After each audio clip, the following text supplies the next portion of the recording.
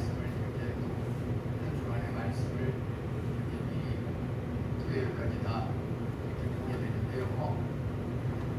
이 시편 126편 5절 6절 말씀을 이렇게 하고서 이 말씀을 또 한 주간 이렇게 연구를 하고 묵상을 했는데요. 이것이 이렇게 저에게 제 마음에 꽉 이렇게 와닿는 것은 여러 가지 이유가 있습니다. 우선 하나는 하나님의 인도하심이고, 마침 이렇게 그것을 제가 먼저 본 것이 아닌데 주말에 이렇게 또 인해교회 그 달력을 보니까 7월 3일 해가지고서 맥주 감사주일 이렇게 돼 있습니다. 맥주 감사주일. 물론 감사주일이라고 하는 것이 11월에 가서 추수감사주일이 있지만 7월 3일을 2022년 맥주감사주일로 이렇게 해가지고서 달력에 절기를 지키는 주일로 이렇게 되어 있는 것은 그 맥주절이라고 하는 것이 출애굽기 23장 16절에서 유래했다고 볼 수가 있는데요. 그것은 그 보리라든지 밀을 이렇게 심어서 추수를 하는 그 첫 열매를 하나님께 감사하는 마음으로 드렸다 하는 의미에서 수확을 주신 하나님께 감사하는 절기로 이렇게 지켰던 것입니다.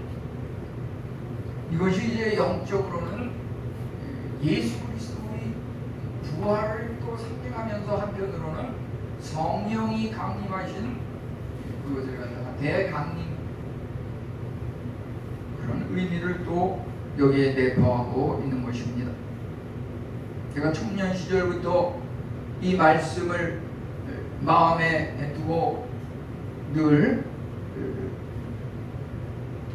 묵상하면서 살아왔던 것은 특별히 이 우리 교회에서도 몇 년 전에 방문을 했지만은 그 100주년 기념교회라고 그 순교자 기념탑이 있는 곳에 그 100주년 기념교회가 있는데 거기서 그 사역을 하시는 이재철 목사님이 일찍이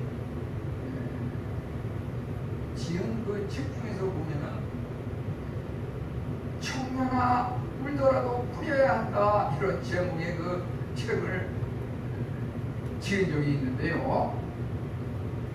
그 제목부터가 은혜스럽거니와 이것이 이 시편 126편 5절 6절에 나오고 있는 이것이 많이 알고 마음에 새기고 격언처럼 이렇게 늘 가져가고 있는 말씀이지만 또 이렇게 1년 성경을 읽으면서 이것을 대했을 때 또 새로운 그 의미 전에 전혀 10번, 20번 읽었을 때는 깨닫지 못하는 이러한 내용이 또 30번, 40번 읽으면서 느끼지 못했던 그러한 것들이 이제 이번 주간에 읽으면서 또 깨우쳐진다고 하는 것입니다. 우선 여기서 울며 뿌린 자 운다고 하는 것은 무슨 말이냐 하면 주님의 짐을 진다 이런 의미가 있습니다. 우리가 그냥 울며 뿌리는 자는 기쁨으로 거두리로다. 우리가 그냥 처음 읽으면 그냥 뭐 눈물을 흘리면서 엉엉 울면서 그냥 뿌리면 추수 때가 되면 좋은 열매가 맺히나보다 이렇게 또 생각할 수 있겠지만 여기에 그 어떤 히브리어 원문의 그 의미를 보면은 주님의 짐을 짊어진다 이것이 울며의 그 의미라고 하는 것입니다. 주님께서 수고하고 무거운 짐진 자들은 다 내게로 오라 내가 너희의 그 짐을 지리라. 예수님께서 우리의 짐을 지셨는데 우리는 그래서 신앙생활이 가볍고 홀가분할 텐데 우리가 무슨 짐을 또 지느냐. 이것은 뭐냐면은 예수님께서 내 죄를 위해서 대신 십자가에 못 박혀 죽으신 예수님께서 내가 짊어질 그 짐을 대신 짊어지고 죽으셨기 때문에 우리가 살아가는 이 주어진 이 인생이라고 하는 것은 결국은 내 죄를 내가 질 짐을 대신 짊어지신 그 예수님의 은혜에 감사하는 마음으로 만에 하나라도 주님의 짐을 내가 조금이라도 덜어드리기 위해서 주님의 짐을 짊어진다, 주의 일을 감당한다, 하나님의 성전을 세우는 일에 충성 봉사한다, 이런 의미가 여기에 포함되어 있는 것입니다. 그리고 뿌린다고 하는 것은 농부가 농사를 지으면서 씨를 뿌리는 것인데, 이것이 또 성경에서 의미하는 바는 말씀, 씨앗이 바로 말씀인데, 말씀을 전파하고 하나님의 복음을 전파할 때 거기에 크고 놀라운 은혜가 임한다, 놀라운 결실이 맺혀진다, 이런 의미가 있는 것입니다. 그래서 우리가 이 시간 나누고 싶은 말씀은 농부가 씨를 뿌릴 때, 말씀을 전파할 때, 또 이것이 우리 신앙생활하는 성도들의 삶의 현장에서 어떤 의미를 가지고 이것을 명심하면서 실천하면서 살아가야 하는지, 이러한 것들을 한번 살펴보기로 하겠습니다. 우선 농부가 씨를 뿌릴 때 그것을 살펴보면요, 농부가 씨를 뿌리는데 그냥 아무 데나 가서 무조건 뿌린다 그래서 그것이 좋은 열매와 추수로 이렇게 연결되는 것은 아니라고 하는 것입니다. 이제 사막지대에서 또는 산간지역에서 지나가는 여행자들이 이렇게 보니까 동쪽에서 씨를 뿌리는 그 농부를 보니까 한 손에는 낫을 들고 땅을 파면서 씨를 뿌리는데, 한 손에는 총을 들고서 이렇게 씨를 뿌리고 있는 것입니다.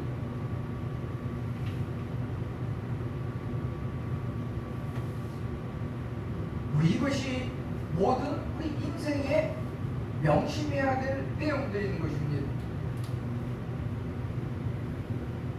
이스라엘 백성이 하나님의 택함을 받고 애굽에서 나올 때 6월절 밤에 그 밤이 지나면 애굽을 탈출해서 이제 가나안 목지, 하나님께서 약속하신 젖과 꿀을 흐르는 그 땅으로 가지만 그 밤에 저절로 그것이 주어진 것이 아니기 때문에 그들은 6월절 동물을 먹을 때 허리띠를 띠고 허리띠를 조이고 이렇게 또 성급하게 그 음식을 먹었다고 했습니다. 왜냐하면 그 음식을 먹는 것도 방심을 하고 아니란 자세에서 이렇게 음식을 먹느라고 머뭇머뭇했다가는 애굽의 그 군사들이 탈출하려고 하는 그 백성들을 죽일 수 있기 때문입니다. 그 산간지역 사막지대 당시에는 그 베두인 사람이라고 하는 하나의 그 유목민 중에서 지나가는 사람들로부터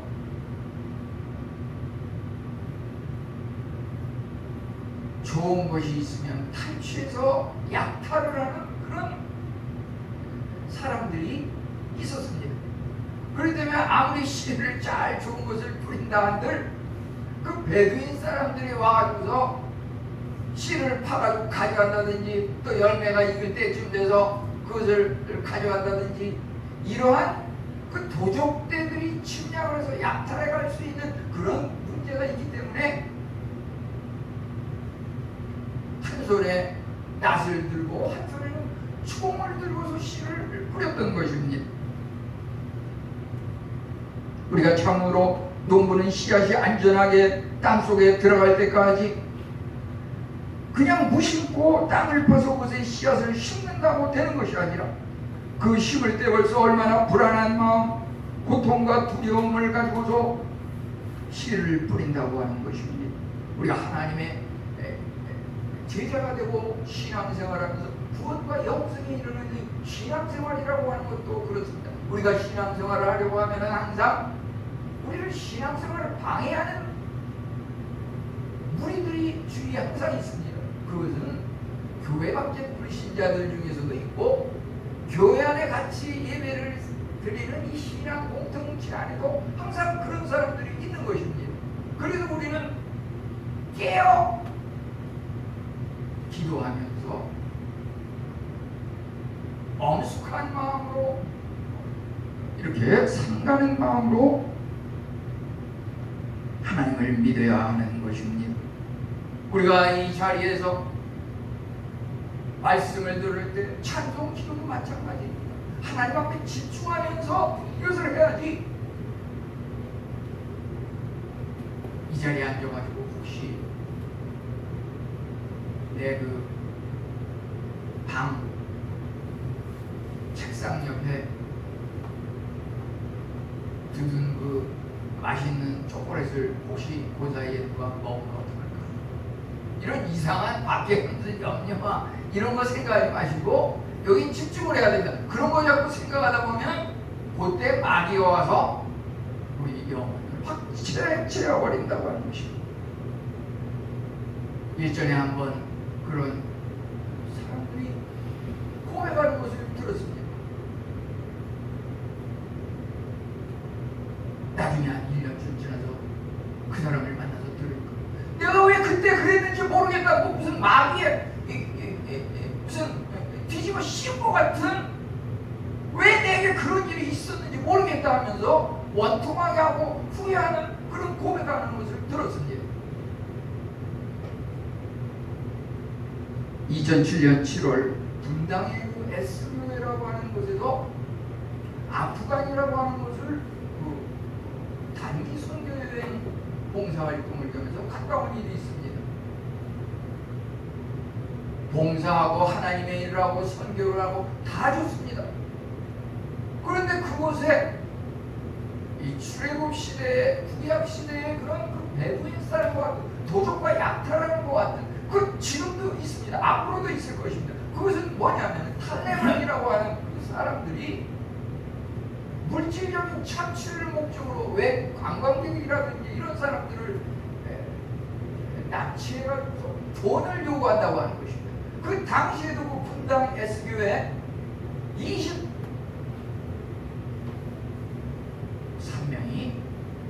이제 안내원과 함께 납치를 당했는데 그 중에 2명은 죽고 378억의 그 몸값을 지불하고도 외교부에서 이렇게 그 사람들을 구출한 일이 있었습니다.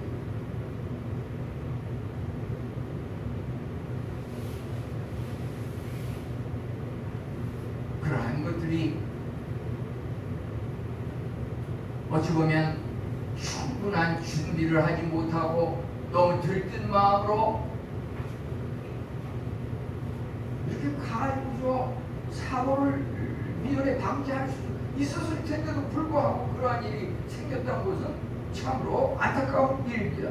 물론 그 교회에서는 순교자 기념탑을 세워가지고 죽은 사람의 이름을 새겨서 비석을 만들어 갖고서 순교했다고 이렇게 기념을 하고 있습니다.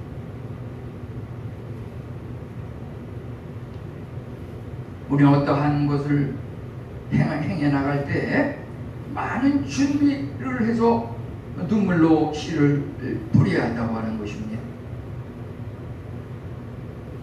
우리가 잘 믿어보려고 하면 항상 방해하는 자들이 있다고 하는 것은 무엇입니까? 예수님께서 말씀하시기를 나와 함께하지 아니하는 자는 나를 대적하는 자요 나와 함께하지 않은 자는 흩어버리는 자라고 하였습니다. 우리 농부가 씨를 뿌릴 때 또 기후변화로 인한 손실을 우리가 무시할 수 없을 것입니다.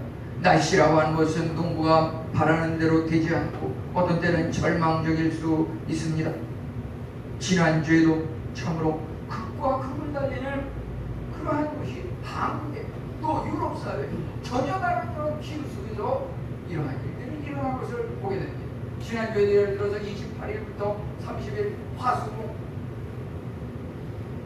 3일간 충청남도와 경기도에서 집중호우가 내렸습니다. 그로 인해서 얼마나 많은 그 농경지가 물에 잠겨가지고 많은 재산 피해와 또 인명 피해도 있었습니다. 무려 약 1000만 평에 해당하는 농작물 재래지가 물에 침수됐다고 합니다. 한국은 이렇게 집중호우가 내려서 피해가 있다고 하는데 같은 날짜에 유럽, 이탈리아라고 하는 곳에서는 오히려 폭염과 찌는 듯한 더위와 강물로 인해 가지고 땅이 갈라지면서 물이 동인하다 보니까 이탈리아에서는 지난주에 어떤 발표가 있었냐면 미용실 이발소에서 손님들한테 머리를 감겨주는데 한 번만 머리를 감겨줘야지 물을 많이 써가지고 2번 이상 감겨주게 되면 이것은 법적으로 고발당하고 70만원 이상의 벌금을 무는 그런 것이 발표되었습니다. 이태리에서.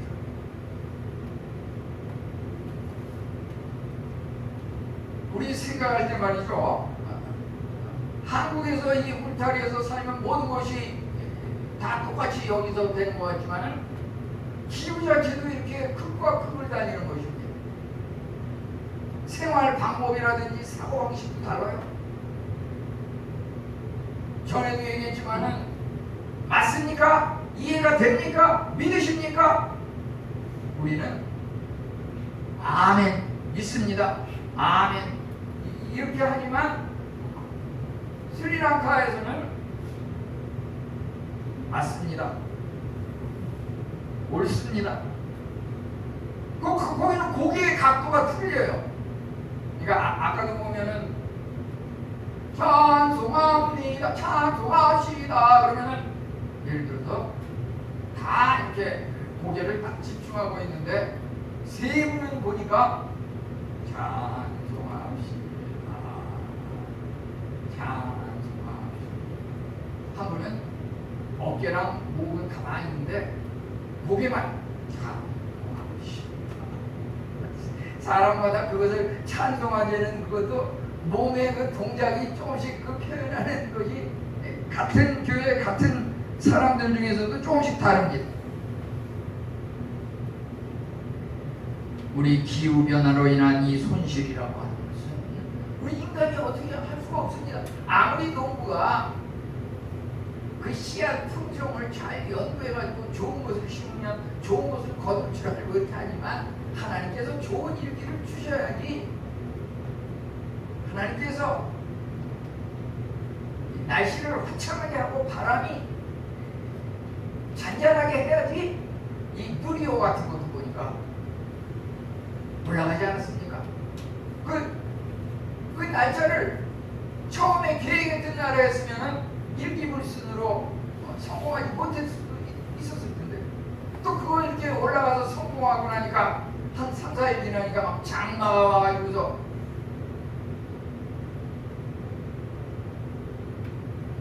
그런 일들이 그냥 무심코 일어나는 것이 아니라 과거에 그런 실패가 거듭되면서 이번에는 어떻게 실패를 반복하지 않을까 여러 가지 준비가 합력하여서 이루어졌을 것입니다. 이러할 때 우리가 참으로 수확의 기쁨이 있다고 하는 것입니다. 수확의 기쁨이라고 하는 것 그냥 저절로 생기는 것이 아니라 땅을 파는 그 홈이 낫으로 땅의 그 마음의 그 심장을 빼죽한 것으로 찔러서 찢어서 땅을 파서 그 안에 씨를 심는 것입니다. 그 눈물과 아픔이 있어야지 그 씨가 일단 들어가는 것입니다. 우리가 행하는 것은 우리 자신의 힘으로 머리의 어떤 재치로 이루어지는 것이 아니고 하나님의 권능과 은혜로 되는 것입니다. 우리의 모든 것들이 내가 잘나서 내 힘으로 내 능력으로 되는 것이 아니라 하나님의 은혜로 하나님이 주장하여 주셔서 이루어지는 것이다 라고 하는 그 신앙의 마음이 있을 때 그 추수라고 하는 것은 하나님께서 주시는 은혜의 선물이라고 하는 것입니다. 이 마음이 있게 되면은 그 추수의 열매가 작으면 작아서 감사하고 많으면 더 풍성해서 더 감사하고 전혀 없으면 지금은 때가 아닌가 보다 다음에 곧줄로 주시려나 보다 더 감사하고 이것이 우리 신앙의 자세 씨를 뿌리는 그 농부의 자세라고 하는 것입니다. 이제 이것이 하나님 말씀을 볼 때 베드로전서 1장 23절은 거듭난 것은 썩지 아니할 씨로 된 것이니 살아있고 항상 있는 하나님의 말씀으로 되었느니라. 이 씨를 뿌린다고 하는 것은 주님의 짐을 짊어지는 것인데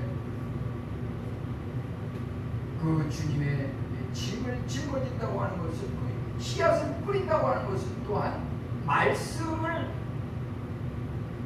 심는 것이고 말씀을 전한다고 하는 것, 말씀을 전파한다고 하는 것입니다. 주님의 일에 충실해야 할 무거운 책임 의식을 느끼는 것이 바로 울며 뿌린다고 하는 의미입니다. 말씀을 전파한다는 것입니다. 거기에 처음으로 말씀을 전파할 때 추수가 뒤따를 것이라는 확신이 있기 때문에 씨를 뿌립니다. 말씀에 의지하여 우리가 순종하며 행할 때 우리 인간이 도저히 감당하지 못하는 물고기 잡는 일에는 도 같았던 그 베드로와 그 어부들이 밤이 맞도록 밤낚시를 하고 물고기를 잡으려고 투망을 던지고 하였지만은 전혀 고기를 잡지 못하고 절망하고 있을 때 주님께서 오셔가지고 그물을 한번 이쪽으로 던져봐라. 그 말씀에 의존해서 던져보니까 그물이 찢어져서 도저히 실을 수 없을 정도로 많은 고기가 잡혔다고 했습니다. 왜 우리가 우리의 삶에 열매가 없고 실패와 좌절만이 있습니까? 과연 말씀대로 따라 행했는지 되새겨볼 일입니다. 말씀을 전파한다고 하는 것, 말씀을 순종한다고 하는 것, 여기에는 우선 자신을 부정하는 자부정이 있어야 한다고 하는 것입니다. 누가복음 9장 23절은 아무든지 나를 따르려거든 먼저 자기를 부인하고 날마다 자기 십자가를 지고 나를 쫓을 것이니라. 자기 자신이 우선 자아가 부정될 때 그 자리에 하나님께서 들어오셔서 역사하시기 시작하는 것입니다. 내 자신이 꽉 차 있으면 하나님의 능력이 들어올 자리가 없습니다. 하나님의 은혜가 임할 자리가 없습니다. 우리가 참으로 주의 복음을 전하고 울며 씨를 뿌린다고 하는 것은 주위에서 묻습니다. 왜 울어요? 왜 웁니까? 내 자신이 부족하기 때문에, 우리 자신이 참으로 마음이 완악하기 때문에, 내 자신이 스스로 실망스럽기 때문에 울음을 수밖에 없습니다. 불신자들과 성도들의 차이는 무엇입니까? 그 삶의 방식이, 불신자들은 기쁨과 쾌락을 위해서 심는다고 하는 것입니다. 심을 때 기쁨과 쾌락이 넘칩니다. 그러지만 그것이 결과적으로 절망과 멸망에 이른다고 하는 것입니다. 성도는 결코 돌이 아니라 생명체입니다. 영혼을 사랑합니다. 우리 자신의 부족함을 느낍니다. 역경을 넘어 새로운 삶을 꿈꿉니다. 이제 우리가 뿌리는 것은 우리 자신의 자아가 죽는 그런 눈물과 고통과 아픔이 있습니다. 그렇지만 하나님께서 약속하셨습니다. 한 알의 밀이 땅에 떨어져 죽지 아니하면 한 알 그대로 있고 죽으면 열매를 많이 맺느니라고 말씀하셨습니다. 이 복음 전파, 주님의 짐을 짊어지는 그 물음과 힘들고 고통스러운 역에 보상이기 때문에 우리는 그 일을 감당할 수가 있는 것입니다. 우리가 참으로 남이 한 것을 보면은 별거 아닌 것 같고 쉬운 것 같지만 내가 막상 그 일을 하려고 하면은 세상에 그렇게 만만한 일이 없습니다.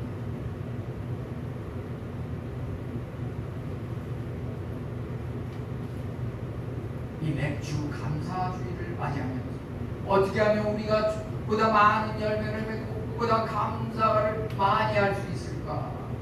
그것은 우리가 씨를 뿌림에 있어서 얼마만큼 많은 눈물을 흘리면서 뿌렸는가? 그 우리가 씨를 뿌릴 때 흘린 그 눈물의 양만큼 추수와 감사의 결실이 있다고 하는 것입니다. 참으로 뿌려진 곡식이 적절한 열매를 맺기 위해서는 우리 인간의 힘과 능력과 재능으로 되는 것이 아니고 하나님께서 주시는 복이 임해야 하는 것입니다.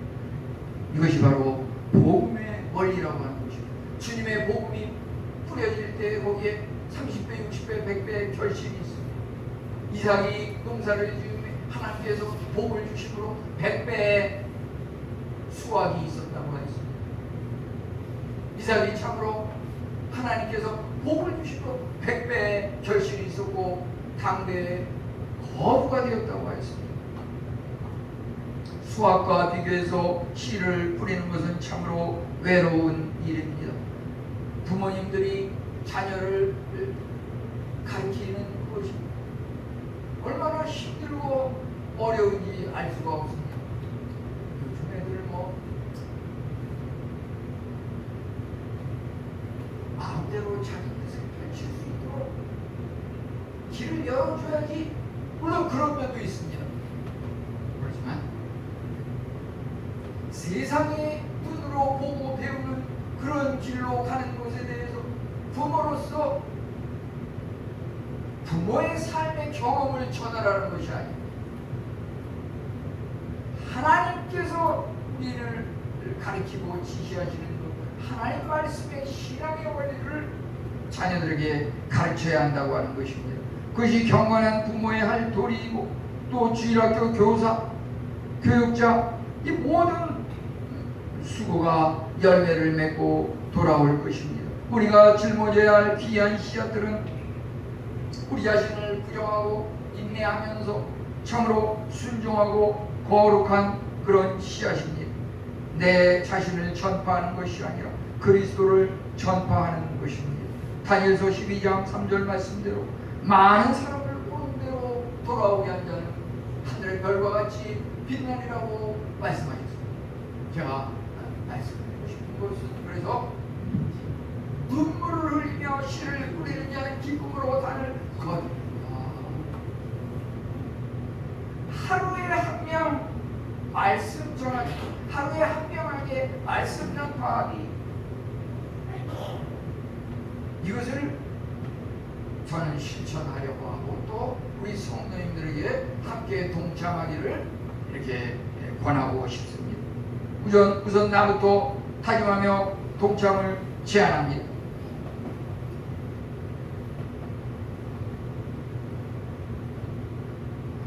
예를 들어서 제가 한 주간 살면서 기회가 되는 대로 말씀을 전하지만은 주일에 오면은 요 앞에 전도지를 한 7장을 들고서 요 이내교회 앞에 7길 쪽에 양복 정도 사기고 지나가는 사람한테 한 장씩 7장을 7명에게 놀아주고 올라옵니다.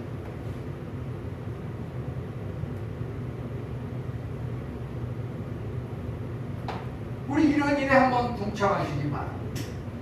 오늘 또 제가 이렇게 나오는데 성급하게 오다 보니까 저 USB 이거 영상 비치는 이거를 집에다 놔두고 그냥 왔어요. 그래가지고 그냥 막 그냥 또 달려가가지고서 또 그것을 가져와가지고 이제 여기다가 이제 했는데, 그러다 보니까 이거 7장 도와주는 기회를 놓쳤잖아요. 놓쳤지만 가면서 만나는 사람한테 주고 또 오면서 만나는 사람한테 주고, 이렇게 골목에 보면은 뭐 무슨 국수집을 하는데 왔다 갔다 지나갈 때마다 일주일에 한 2-3번은 얼굴이 마주치는 분이 있어요. 어르신인데.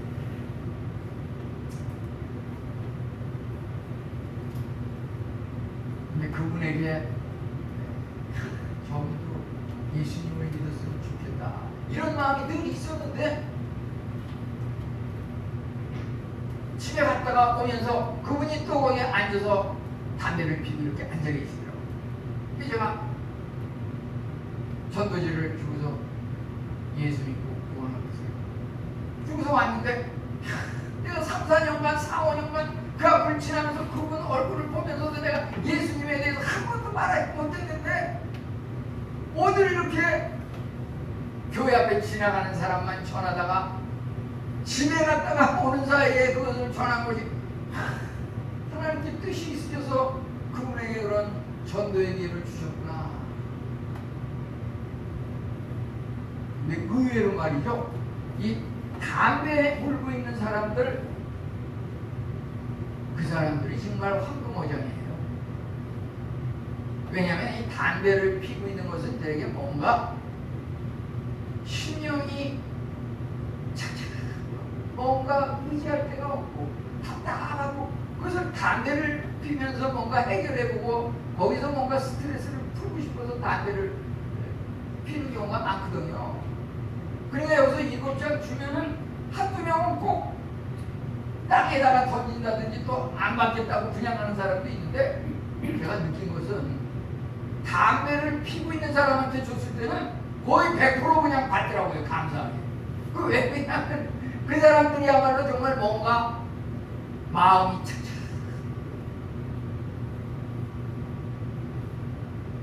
그 구원의 복음이 정말 그 사람들한테 갈급한 그런 사람이에요.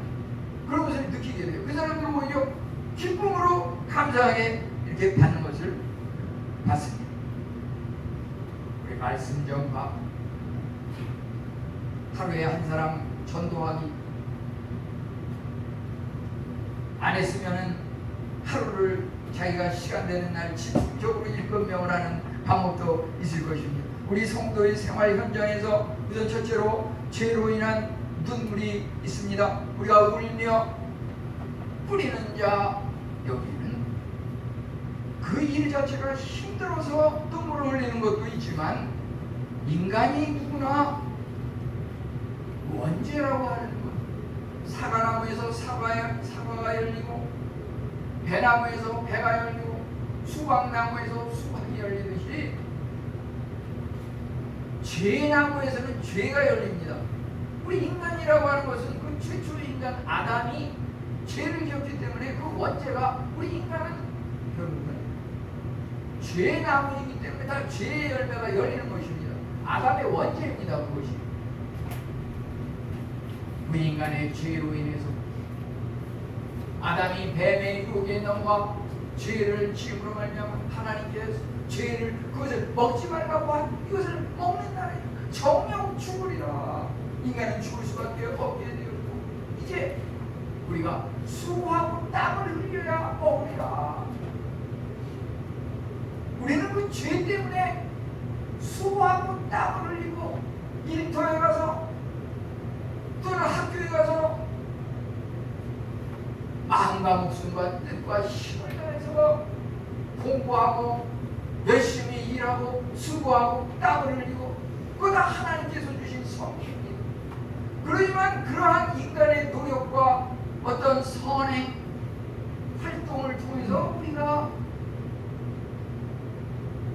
이러한 일을 하게 된 근본적인 이유, 죄 때문에 그것이 이루어지고 있는 고난의 삶인데, 인간의 선행과 노력에 의해서 그 죄 문제가 해결되는 것은 아닙니다. 하나님께서 이제 제2의 아담 예수 그리스도 우리에게 보내주셨습니다. 예수님께서 오셨습니다. 예수님을 믿으면 예수님께서 내 죄를 위해서 십자가에 못 박혀 대신 돌아가셨기 때문에 예수님을 믿으면 우리 죄 문제가 해결되는 것입니다. 죄 용서함을 받는다고 하는 거예요. 죄 용서함을 받은 사람, 누구든지 그리스도 안에 있으면 새로운 피조물이라. 우리의 영혼이 새로운 피조물로 부활의 은혜를 체험한다고 하는 것입니다. 세상 사람은 예수님을 모르기 때문에 첫째 아담의 자손으로 후손으로 죄악 가운데 멸망에 멈출 것입니다. 우리가 예수님을 믿는 사람은 제2아담 예수 그리스도를 믿음으로 말미암아 우리의 영이 참으로 거듭나서 죄 용서받고 영생과 구원에 이른다고 하는 것입니다. 우리 제2아담 예수님이 얼마나 고맙고 감사한지 알 수가 없습니다. 그래서 우리는 그 은혜에 감사한 마음으로 눈물을 흘리며 씨를 뿌리며 주님의 그 짐을 짊어져야 하는 것입니다. 이제 여기 이 찾길 건너편에 상대원동에 무슨 재건축을 한다고 이렇게 요즘 현수막도 많이 걸리고 그랬는데, 그것이 이제 곧 추진이 되겠죠. 그런데 그 재건축이라고 하는 것이 시간이 상당히 걸립니다. 재건축을 하려면 첫째 뭐가 있어야 됩니까? 우선 입주자들이 다 나간 다음에 그 건물을 다 부셔야 됩니다. 첫째 작업은 건물을 부셔야 되는 겁니다. 건물을 부셔야 되는 겁니다.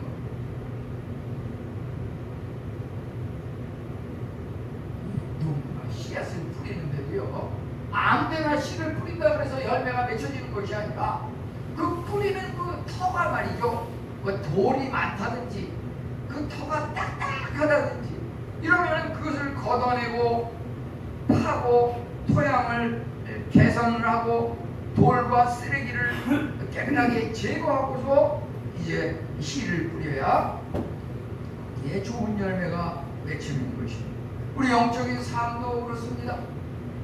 자기를 부정하고 우리의 죄 문제를 해결하는 것이 우선이라고 하는 것은 내 죄 문제를 해결하고 정결케 되었을 때 이제 하나님께서 역사하셔서 좋은 땅에 뿌리는 우리의 그 열매가 맺혀진다고 하는 것입니다. 우리를 방해하는 영적 신앙생활에 있어서 낙담이라든지 게으름이라든지 또 술 취함이라든지 세상의 온갖 욕망 이러한 것들은 제거해야지 여기에 하나님께서 은혜를 주신다고 하는 것입니다. 우리가 참으로 하나님의 말씀을 따르고 경건하게 살려고 하면 박해라고 하는 것이 있습니다.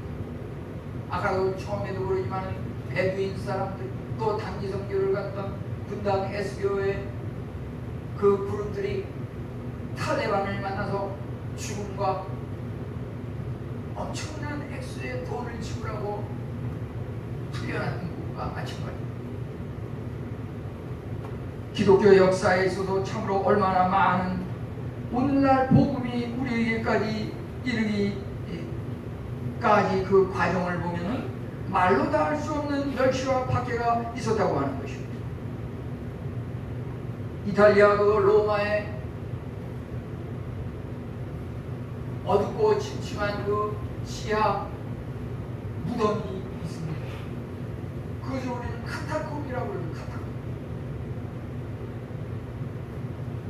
이제 기회가 되면 또 갔다 오시는 분도 있겠지만 이태리 여행을 가면 무슨 여러 가지 바다에서 그런 패션이라든지 산타루치아 배를 타고서 노래를 한번 부른다든지 다 좋지만은 그 카타콤을 들어가서 그것을 실제 한번 우리가 눈여겨볼 때 오늘날까지 기독교가 이렇게 온 세계에 확장되면서 크고 놀라운 풍성한 열매를 맺게 된 그것을 우리가 깨닫게 될 것입니다. 이제 64년 7월 18일 7월 중순경에 네로 황제는 로마의 그 대화재 사건이 있을 때 그것을 갖다가 기독교인들이 불을 질렀다고 하면서 기독교인들을 탄압하고 박해하였던 것을 보게 됩니다.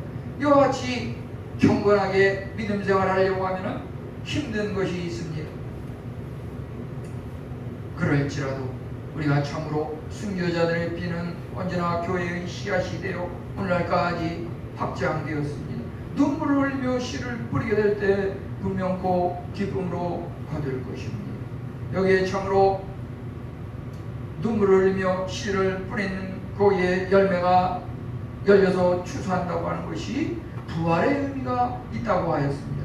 그 씨가 뿌려진다고 하는 것은 한 아랫님이 죽어서 없어지면 씨가 뿌려진다고 하는 것은 씨가 죽는다고 하는 그 죽음이 체험되어 있는데 거기에 다시 살아나는 부활이 있다고 하는 것입니다.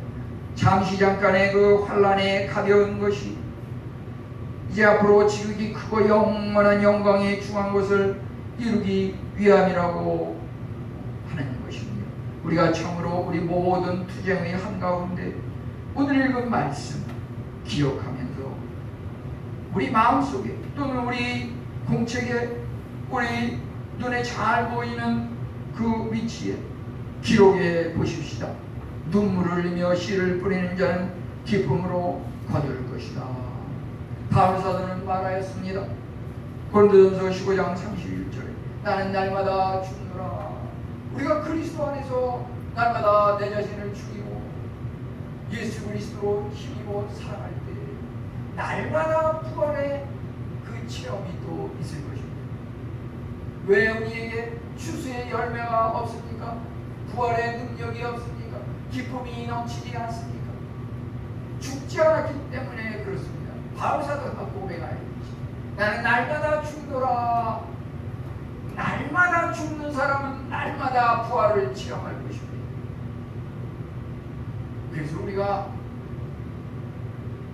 감사주의, 맥주절, 부활 감사, 성탄절 그런 절기에만 우리가 태어나고 감사하고 추수 열매를 하나님 앞에 올릴 것이 아니라 날마다 죽고 날마다 감사하는 이런 생활이 우리 안에 있어야 할 것입니다. 그러기는 쉽지 않습니다.